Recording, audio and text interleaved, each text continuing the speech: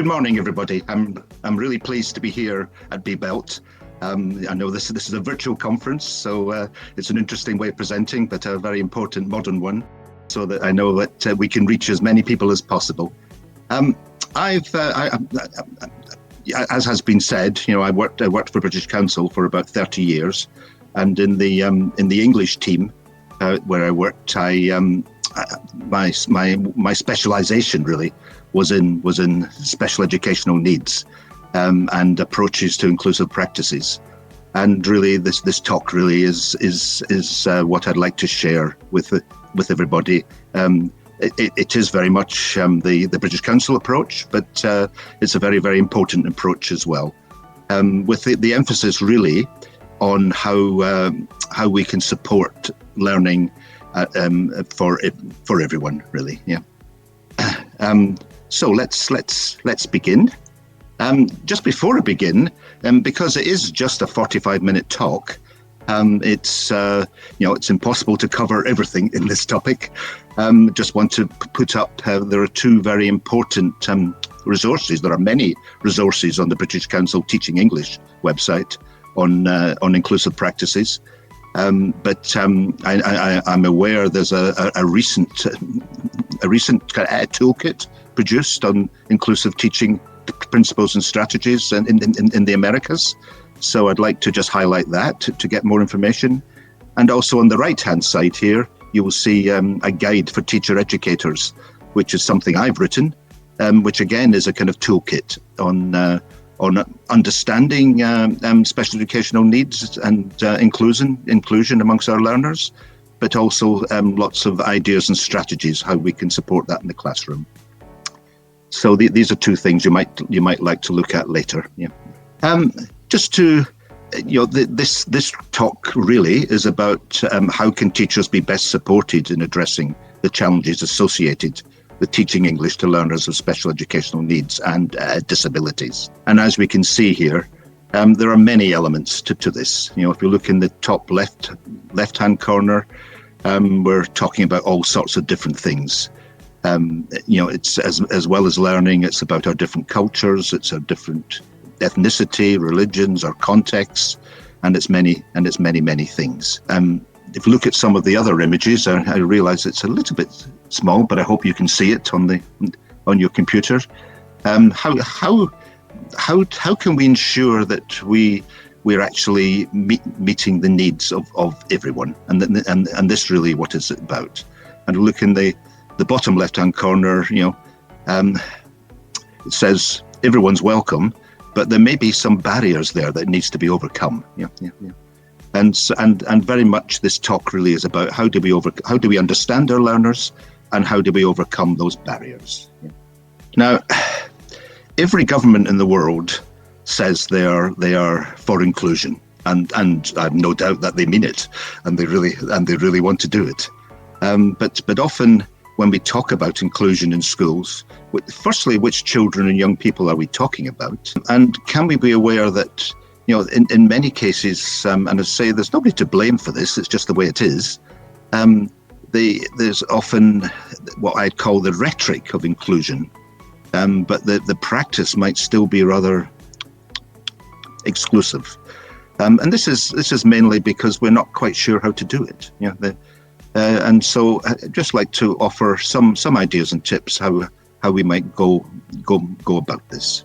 And a very, very important statement really is that every learner matters and matters equally. And when we're talking about inclusion, what we're really wanting to achieve is that all does mean all, and that everyone we're not just talking about one or two, three people in the classroom who may have very specific educational needs, sometimes called special educational needs.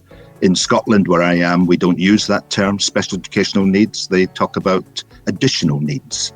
And I think that's perhaps a more inclusive approach, but really we're talking about reaching all our learners. And it's often said in order to teach them, we need to reach them, and I think that's a kind of important statement as well. How do we reach our learners in the way that they learn and the way that's meaningful for them? Now, I'd just like to say a few words on the British Council approach. And you can see in the right hand in the image box, there's a booklet that was produced about 2 years ago. Again, is on the Teaching English website, which has lots and lots of case studies on how we create an inclusive school environment. Now, it's often said that the two statements, that all children have an entitlement to education and that all children have the capacity to make progress, are easy ones to make and to secure agreement on. But it isn't quite that simple. We can agree this, but what does that mean? In many contexts, I mean, I've had the pleasure to actually work in the Americas, in Uruguay and Argentina and Chile, with teachers, and so I have a little bit of an understanding of the context. But I've also worked across the world as well, and these fundamental beliefs are common. That the building blocks that create our educational landscapes, that we need policies, infrastructure, educational culture, teaching, learning practices, societal values and resources.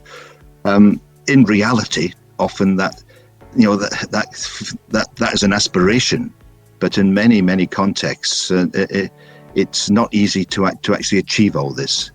I think what we have to do is not be frightened by all this, but we have to see, well, how can we break this down a bit, and how can we work on this in that might make meaningful difference, that does mean that we are actually applying all means all to all our learners. And how does inclusion happen? I think the first thing is that it needs to be worked on, and we need to agree that we want to work on it and need to work on it. Obviously, a first level is that we have policy, and almost every country in the world has positive policy on inclusion. And that is kind of top down. It comes from the top, and then it feeds into local authorities, into schools, and then into classrooms. And through policy, then we'll have practice in terms of what we do. But there's another element, and that's the box in the bottom, or the circle in the bottom left-hand corner, which is what we call culture. Now, we're not talking here necessarily about the culture of the country, but we're talking about the culture of the education system. And in some ways, that's the hardest thing to actually change, because so many elements are embedded in the way our schools work. And how do we begin to change something that kind of makes a difference? And a lot of this is to do with just thinking for pedagogical change in a slightly different way that can make a difference. Obviously, a lot of our work is about language, and it's about English language, and it's about communication skills. And what are our schools for? What are our schools about? And of course, our schools are about learning subjects, and that it's the academic learning that really matters. But schools are about much more than that. And it's really about how can we ensure that a school becomes a kind of safe space. Where there may be a kind of difficulty outside of school, which might involve issues in the family, it might be the local areas, and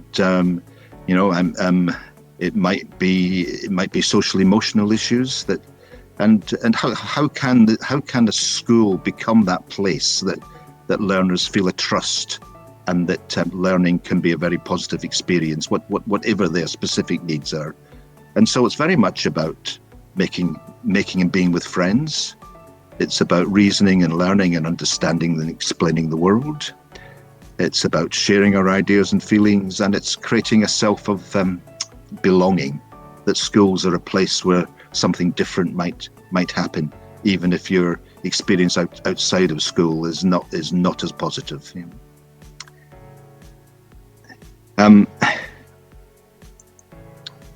And if we begin to focus on our approach to inclusion, I think it's very, very important that we begin to understand what might be the difference between what's called the medical model and the social model. Now, For learners with special educational needs or additional needs, and I'll be showing you another slide in a few moments about a different range of those needs. If their needs are actually identified medically, that can be very, very important. For example, somebody who might be on the autism spectrum, or somebody may have been identified with dyslexia. There may have been social emotional needs, and there could be many, many other things. Now, it can be very, very helpful, to have a medical diagnosis. It can be helpful for everyone. It can be helpful for schools to understand it, very helpful for parents, obviously for the learner itself, and to explain why a learner may be doing things in a way that is not as positive as it might be. So having this medical diagnosis does really help, and in no way would I deny the importance of it. I'm not in a position to do that. My work is in education, but I understand that. But I do think that an over-focus on the diagnosis can also create a barrier. And I think a mantra really for our work with learners is let's start from what the learner can do, not from what they can't do. And so let's start from the positive contributions that all learners can make. And then we can maybe notice and understand what the difficulties are and what we need to work on. But I think, to a large extent, it's about developing our learners' self-esteem. And, as we know, the more we do positive things, the more likely we are to do more positive things. The more we do negative things, and if we engage in an approach that might be called can't do, let's change that to what we call can do, and work through that. That's not to deny difficulties, but let's try and get positive contributions and work from that. Now, here's what is sometimes called 4 levels of inclusive reality. And the left-hand side might be the reality that, we have learners who are just not getting it because there are barriers there that stop them getting it. And then there's other learners who are flying high, and they can do everything. So this is just a little metaphor. The second one is really talking about equality. And of course, we're all for equality. We want to pursue equality. But you can see that doing equality might mean we're doing something which is one size fits all. And we think that's equality. And this comes back to our thinking about rhetoric rather than our practice. Just saying, well, we're all equal when we do things equally isn't going to meet the needs of everyone. The fourth one, the third one is what we call is equity. And that is, and sometimes called making reasonable adjustments. So if we adjust what we do, then that can make it fairer for everyone. Now that equity place is a very important place to be, but it's not the only place to be. This fourth one, which is actually called liberation, is can we actually just remove the barriers? And if we can remove the barriers, then the learners themselves can then walk in and make their choices about how they do things and what they do and learn. So I think, our aim must be, it's not to deny that there are lots and lots of barriers, but it is about how do we begin to overcome those barriers, and how we can ensure that our learners are in a place that we might call the learning flow. And if we can do that, we can begin to create this genuine inclusive culture.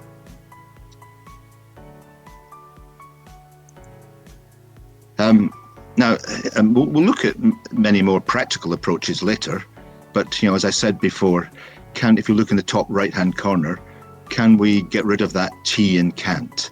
And rather than I can't do it, is I can do it.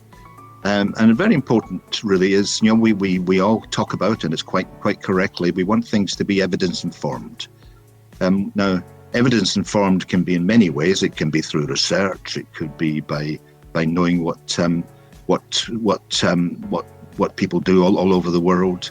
But a lot of the evidence informed is what can we as teachers do in the classroom and what can we notice. And this thing about what can we notice, I think, is what is really, really important. Looking at what's working or not, and actually what's happening in the class. Now, it's very, very important that we can share across classrooms, across schools, across countries, across the world, and learn from each other and learn what good practice is. And that's really, really important. But to a large extent, all solutions are going to be local and going to be related to your actual context. So I think that balance between what happens across the world, what can we learn from each other, but then what does that mean in my classes? Yeah. And we might want to ask these sort of questions. What is the learner doing well? How is he or she doing it? Does she have particular preferences in the way to work? And if so, can we do more of that? What skills, activities, or processes seem to be working? Different approaches to teaching is going to work for different learners, what we might call discovery and explicit teaching and learning. So discovery learning is building up, is doing a task and seeing what develops, see what comes out and learning from that. Now that's a great approach for many learners, but for other learners, they need much more explicit teaching and learning. And another element, which is sometimes called whole to part and part to whole. So some learners need to understand the big picture and start from that approach and then work into detail. Other learners really need to start from the detail and then work up the big picture. And how do we get? And probably most learners need both of that. But it's understanding our learners that really matters, and what might we emphasize, and what supports learning.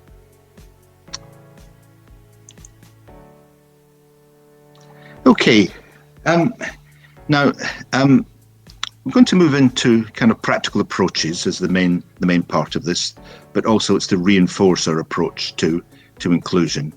And I've developed an approach that we call the top 10 approaches to inclusion. And really, this is all about quality learning.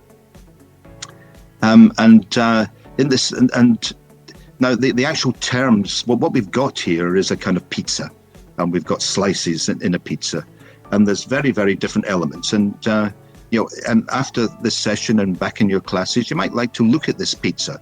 How can I use those slices? Now, these slices could start anywhere, but the different slices are celebrating diversity. It's looking at our curriculum and syllabus. It's looking at issues like differentiation and scaffolding. It's looking at multisensory approaches. We're not really going to focus on assessment in here, but inclusive assessment really, really matters, and how we do assessment that is meaningful for everyone. It's looking at culture as well. Now, we could put all sorts of practical activities into each of those slices. What I would say is that we're going to look at a few of the slices. There is a danger that if you try to do everything and try to change your classroom reality all in one full swoop, then that may not work. But we could focus on particular things and particular ideas that might make a difference. I think we can look at this also a bit like if we buy a large pizza and we eat it all at once, we might get indigestion, or we might be rather sick. And maybe it's better to just eat one or two slices. And I think this is the approach to this top 10 approaches. You might like to try one or two of those slices in your teaching and see what's working. If things are working, then then do a few more slices. Things are not working, then maybe we need to go deeper into one slice or something like that. But the main thing here is how are we as teachers doing things that really support the learning of our learners? Okay, here's a little story. And what would you say to the learner? If a learner produced the following in class, what do you think the teacher said to the learner? And I'll pause there for about 30 seconds and just have a think about what you would say. Now, you might have different answers, and I'd be really pleased to see what you put in the chat in terms of how you answer this. But I think what I would say is it comes back to this: how do we get the best positive contribution, and how do we focus and emphasize the can do rather than the can't do? And so my answer would be, well, you've got almost everything right. And that's great. Maybe we just need to look at the first one. And of course, the first one, it might be quote unquote an error, or it might just be a typo. It might just be a little slip. We're going to look in a little bit in a minute about some of the issues with dyslexia. But it just might be 6 and 9 is very similar, really. And it just might be you're perceiving things in a slightly different way. And if we look at this, 6, 9, just because you're right does not mean I'm wrong. You just haven't seen life in the way that I see it, and I think that is really, really important. But understanding why they might have chosen 6 or why they might have chosen 9 is really important, and then we can work with that. I hope you can see this okay, but this is a classroom anywhere in the world, and you might like to just look at this for a few minutes, just have a look what's happening in this classroom, or what is not happening. Do you kind of recognize any of this from your own reality? Obviously, it's exaggerated, but just what's happening in this classroom? Again, you might like to put in the chat what's going on in this classroom, and what isn't happening, and what would you like to see happening. Now, a few things we might like to think about, and you'll come up with your own answers and solutions. You might say, well, nothing to do with the lesson plan, nothing to do with the syllabus I seem to be teaching. Everyone's doing their own thing. There's no organization. And in the top right-hand corner, you see a teacher. Her main activity is how does she escape from teaching, and that might be one reality and one solution, but hopefully not the best one either for the teacher or for the learners. Now, there's a lot of chaos here, and I suppose the question is how can we create some meaning out of this chaos? Just one thing I would say is it's very easy to kind of assume what our learners are doing and not actually really understand what's happening. It may be that they are actually trying to find some meaning in their own way, and there could be quite a bit of learning that's going on here, even if it doesn't look like it, and if it doesn't look like that it's certainly not following the lesson plan. Now, all our learners, and I'll say a bit more about this later, is what I would call meaning makers. And how do we get to where we can support their meaning and understanding and learning, and maybe we can transform this class into something that is actually a bit more meaningful. Now, this talk is about special educational needs, and so it's important to just try and identify what these different special educational needs are, even if we don't want to emphasize the diagnosis side. But there could be all sorts of things, and as I'm sure we all know, it might be what we call the sensory impairments. So it might be physical impairment, hearing impairment, visual impairment. It might be what we might call cognitive differences, which might come into this terms like dyslexia, the autism spectrum, dyspraxia. If you want any, if there's something here that you're not aware of or you'd like to know more about, I'm very happy for you to put a question in the chat, and when we can talk about this. There's it might be what we call our gifted and talented learners, who are often above the level of the class, and what they need is greater academic enrichment which they may not be getting. And that is certainly in the UK is regarded as special educational need as well. There may be societal factors that impact on learning, and there's something that's often called SEBS, which is social emotional behavioural difficulties, which in the UK we call social emotional and mental health needs, and that's the SEMH, which I think is perhaps a better term.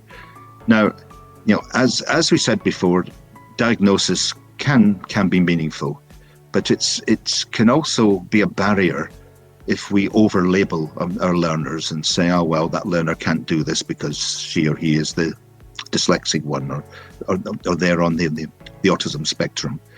What I would like to say is that the labels can be helpful, and it can be useful for everyone. But really, labels are for bottles or for suitcases or for boxes. And we want to try and, even if the label helps to identify a need, let's get beyond the label and how do we support learning. And I think, again, if we want to try and develop a culture of inclusive practices, this is what's really, really important.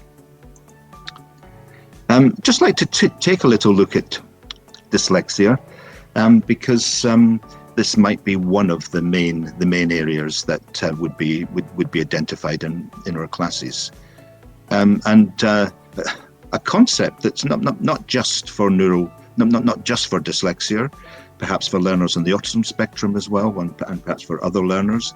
It's also the case that many of our learners have multiple needs.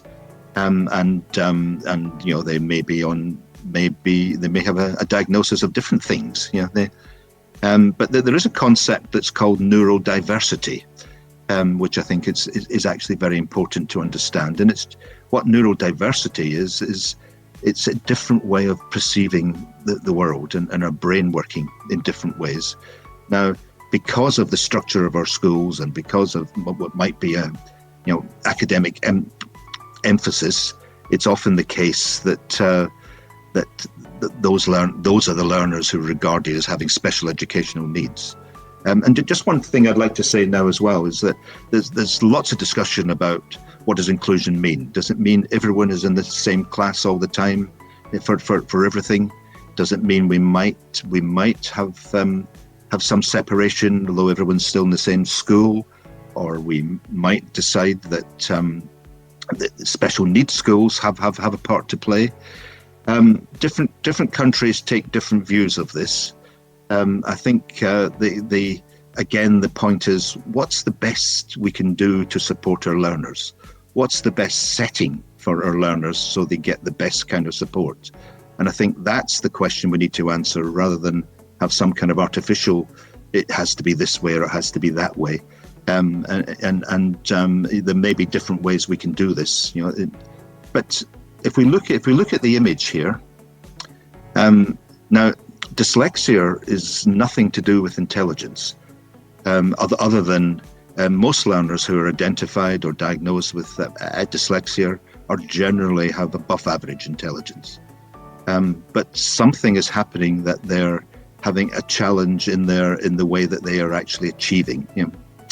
And so some of the weaknesses we can see on the left-hand side here are the kind of there may be problems with processing language. You definitely may have problems with some things that are just purely text-based. But on the right-hand side, and of course, what we find with learners with dyslexia, that there's a gap between what seems to be their ability and what they are actually able to do and perform. Learners with dyslexia generally have many strengths as well, and these strengths are really seeing things from a big picture perspective. They're generally better at systems, and this is why many learners with dyslexia really perform very strongly in things like the creative arts, in business systems, and many things like that. And so again, it comes down to how can we support our learners where their strengths are, and then we can work on their on their weaknesses. So if we can emphasize their strengths, which might be also about kinesthetic approaches as well, and more kind of creative approaches, then we might be able to get somewhere that we're actually supporting their learning. Now, I'd like to just bring in a personal element of this. Now, I don't think I've got dyslexia, although I think everyone has some element of something. But I realised some years ago that I had a problem with map reading, and I was in Italy a few years ago, and I was working with the British Council, and I had to get from the hotel I was staying at to the British Council office, and the project manager, very kindly, so she thought, gave me some maps in order to get there. It wasn't very far, but that was actually quite hopeless for me, because I regarded maps as abstract. Now, map reading can be an important skill, but this was really difficult. But what I needed was this. I needed my visual clues. I needed to actually walk the distance from my hotel to the British Council, and by doing this, having this visual approach, it made sense to me. But something else happened, which is actually really important. Once I did this and had been able to find my way visually, I could then go back to the map, and the map made sense. And this really is what it's about: is how do we actually create the best meaning for our learners in the way that's meaningful? How do we produce some differentiated ideas that, even though we're working to the same common outcome, that we might do this in different ways? And I think that this is what's important.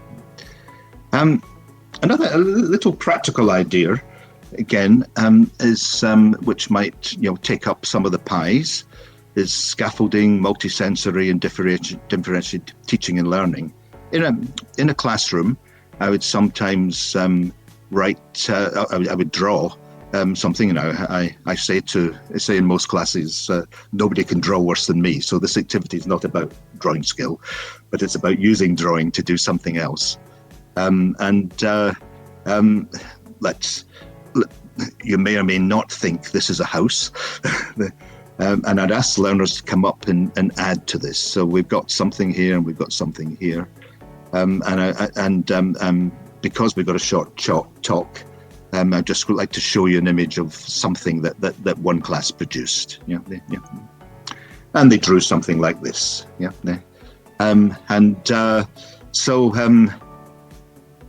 Now we've got a drawing. So we've had about 6, 7, or 10 learners in the classroom who've come up and drawn something. And what we've created is a visual text, and that's something we can work with.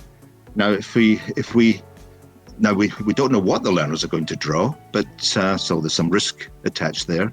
But our role as a teacher is, well, how the learners have produced something visually. How could we use this for language learning? And so you might like to think about this again for about 30 seconds. What could we use this for in teaching language? And I'll move on to my next slide. So how could we use the drawing to support learning? Here's some ideas here, obviously, on the right-hand side. But think of your learners, and is this an inclusive activity, and how can it be inclusive? And I'll just go back to this slide. So we might, just as some ideas, we might decide we want to focus on vocabulary. And it might be name what's on the board. And so the learners may have drawn something that they don't actually know the English word for. And so that's one basic possible approach. But if we assume this is a house, and it might not be, but it might be, we might then kind of go into different rooms in the house. And so it's vocabulary. So we've got vocabulary we can see, but maybe vocabulary that we can't see. And of course, learners will know different learners will have more understanding and more knowledge than others, so we might support each other that way. But we might go into a room, go into a living room. What do we find there? What do we do there? What vocabulary do we want to dig out from there? What's in the kitchen? Yeah, what's in different bedrooms? And so it's a way of maybe enriching vocabulary. But we could do many, many other things. If we ask the question, when did it happen? Was it last week? Was it last month? Is it happening now? Is it happening tomorrow, next week? So we can use any tense, of course, and so we can do this at any level as well. So we're using a little drawing here to actually bring out lots and lots of different language work.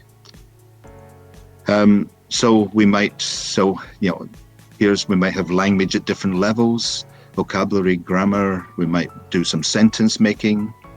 Of course, we might try and develop a story. It might be interests, but there's also, we might like to think about how do we want to respond to the tasks as well. And this is where differentiation comes in, and also perhaps multisensory approaches, that doing things in different ways. We might respond with it. Now we may have this, we're looking to try and get the same kind of outcome, but we might do this through writing, or we might do this verbally. It might be done digitally. It might be just a drawing that you then explain, or it might be a little presentation, or we might act out. And then how can we link this to our lesson plan? I'll come back to the question, if this is an inclusive activity, why is it an inclusive activity? A few reasons that I have why it's inclusive, that may be what you've said already. We'll see, but I'm very happy to discuss this as well when we come to the chat at the end of the session. It's an inclusive activity in my view because it's likely that everyone will be engaged, and that's what makes it inclusive. Not everyone will come up and draw on the board, but many will. We're doing things in different ways, and some people drawing and then people thinking, well, what does this drawing mean? We're not just sitting behind a desk.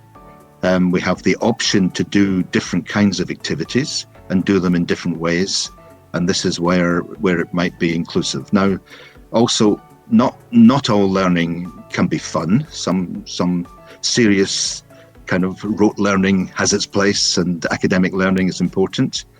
But if learners think this is an interesting thing, then that promotes their engagement as well, and would help to be an inclusive activity. But of course, you may have lots of other ideas, and I'd love to discuss that with you in the chat. Something else you might like to think about, which might be an inclusive activity, is that from time to time we might go out, might take our learners into a holiday camp. Now we can do this by actually taking them to a holiday camp, but there is another way that we might do this, and that is do it in the classroom. And let's invent our holiday camp. Now we can do this by using physical material. Design your holiday camp using buttons, or using what is called Cuisenaire rods, although you could use Lego, or you might using putty and things like that you might make a few things. Now we might do this if we might decide in the classroom it's been a difficult year, and a lot of our learners may have social emotional needs that are not being met. So can we then make a holiday camp, which could be a place for engaging in sport and leisure activity and doing all sorts of things, but could it also be an important place that we might focus on our learning and doing things? But what we're doing is we're doing this out of theoretically we're doing it out of the four walls of the classroom. And can we take this back to the classroom that might make a difference? It may look something like this, but it may look something quite different. So actually, the learner is actually making their camp and then talking about it, what's meaningful for them, what might be good learning for them. But they're doing this in a physical way and a visual way, which now for some learners, like our learners with dyslexia, learners on the autism spectrum are often very much visual learners. It's really, really important that they're able to engage in their learning in that visual way. But because it's a fun way as well, this can be great for everyone. And again, that's what makes it an inclusive activity. Yeah. Just looking at the concept of differentiation, and fundamentally it's been described, what is differentiation? It does not mean having 30 different or 40 different lesson plans. That is not possible, but it does mean doing things in a slightly different way. And it's often been said that differentiation actually is shaking up what goes on in the classroom. It's just doing things differently. And a lot of this is actually just good learning and good teaching, and that's essentially what inclusion is, So it's looking at doing things through multiple options for learners, taking in information, making sense of ideas, and expressing what they learn. And it's also about understanding that all our language classes are multilingual. Because the days when the English language class was English only, I think is an approach that is so out of date. And how can we use the strengths of our different languages to actually promote? Obviously, we want to promote English in the English language classroom, and doing that through collaborative approaches, using multi-sensory needs, and of course doing things through individual work, group work, whole class work. And fundamentally, it's about an approach where, again, focusing on this can rather than can't. Let's have high aspiration for all our learners, because that's where we're going to see achievement. Now, in the top right-hand corner, we can see learning a little bit. It's a bit like climbing a mountain. A lot of our learners can go up a mountain any way they wish. They can walk up gently, they can walk up slopes, they can climb it, they can go up the ice phase. Now, for some learners, and this is where the additional needs come in, they need to have additional support in order to get up there. And this really is really what we're about. How can we give this different additional support so everyone can get up to, don't have to reach the peak. They can get up to where they can get up to. A little approach which we might do in again, which is good quality teaching and learning, is what's called assess, plan, do, review. Now, assess our learners' needs, plan what to do it, review it. Did it work? If so, let's do more of that. If it didn't work, well, let's think, what else can we do? And so this is a cyclical approach that you might find quite helpful. There's no right or wrong way to travel down the road to inclusion, but it's just really, we just need to be clear about where we want to go and how we want to do it. An approach that's called good enough, I think, is a great place to be. We as teachers and schools, we do the best we can, and we learn from each other, and we do it. And through that way, we can develop what is best for our learners. And we just have to keep on doing it. There's no journey, there's no door that says inclusion is reached. We just have to keep on doing it. Yeah. So I'd like to finish with just a couple of more slides, or 3 more slides. And really, one approach is what we might call the 1A and 3 E's. The first A, the A is making sure our learners have access. Yeah. Then it's making sure our learners are engaged, and that we as teachers are enabled and are empowered that we can do things and make changes. And this is where we can't really do inclusion just in one classroom. As teachers, we can do all sorts of things that can really make a difference. But we have to work across the school. And of course, a very important aspect of this is that school leadership give us as teachers the power and the empowerment to actually do things and make a difference. Inclusion is many things, okay? And as I said, it's about policy, it's about practice, and it's about culture. And you can read this, but it's about the needs of the school and the community. It's about valuing everyone. It's definitely not just an add-on. It's something we have to keep on doing. It's about knowing our learners' needs and strengths. It's about maybe understanding the clinical diagnosis, but moving on from that, from learning approaches. And it's about finding solutions appropriately for our local context. If we work on in that way, we can work with each other, and we can all learn, and our learners can learn. So I'd just like to end with a kind of final thought. Yeah. So it's just a little story. Yeah. A woman dreamed she walked into a brand new shop in the marketplace. "What do you sell here?" she asked. "Everything your heart desires," was the reply. Hardly daring to believe what she was hearing, the woman decided to ask for the best things a human being could wish for. "I want peace of mind and love and happiness and wisdom and freedom from fear," she said. Then as an afterthought, she added, "Not just for me, but for everyone on earth." The salesperson smiled. "I think you've got me wrong, my dear. We don't sell fruits here, only seeds." Okay, thank you very much. And I hope you can work with your seeds and do what's best for your learners.